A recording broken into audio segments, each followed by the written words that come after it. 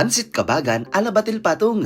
Yan ang tinikman namin ngayong araw mga boss. Tara at samahan nyo kami sa aming food destination ngayon. Maduma pansiteria naman daw sa may Tugega raw, sa may Ugak Sur. Subukan natin yung kanilang Pansit Kabagan. Tara, samahan nyo kami.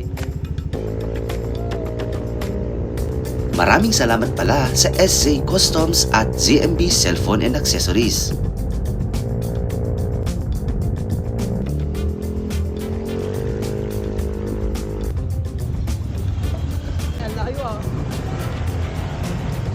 Yan ang napapalaan ng ayaw mag-helmet.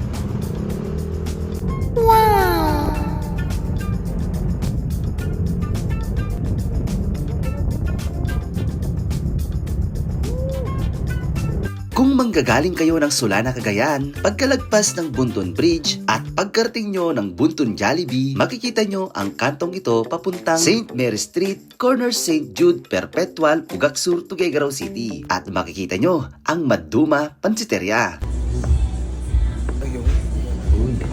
Ito ang serving ng kanilang 150 pesos at ito naman ang 100 pesos.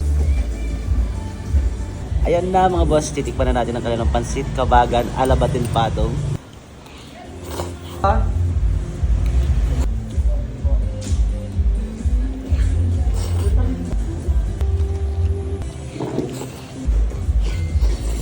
At ayun na nga mga boss, kung gusto nyo rin tikman ang Pansit Kabagan ng Maduma Pansiteria, open sila araw-araw mula 9 AM to 6 PM. Pagpasensyahan nyo na pala mga boss ang aking voice over ngayon dahil medyo may ubo si Nochi. Yun lang mga boss, kung meron kayong alam na masarap na pansitan, i-comment nyo na dyan sa comment section. At syempre, huwag nyo kalimutan mag-follow. Bago pala tayo magtapos mga boss, gusto kong pasalamatan ang La Prince Private Resort. Dito pala kami nag-stay for one night. Sobrang sulit itong private resort for family at located sila sa Barangay Balao, Solana, Cagayan. At syempre sa El Pacifico. Maraming salamat sa munting regalo. Kung gusto nyo ng masarap na puto bumbong, matatagpuan lang sila dyan sa may gilid ng katedral. Kay Ma'am Marilu Pagadugatan, paki-PM po ako dahil may cash at tumbler ka sa akin dahil nag-share ka ng aking video. Yun lang mga boss, hanggang sa muli, mabalo!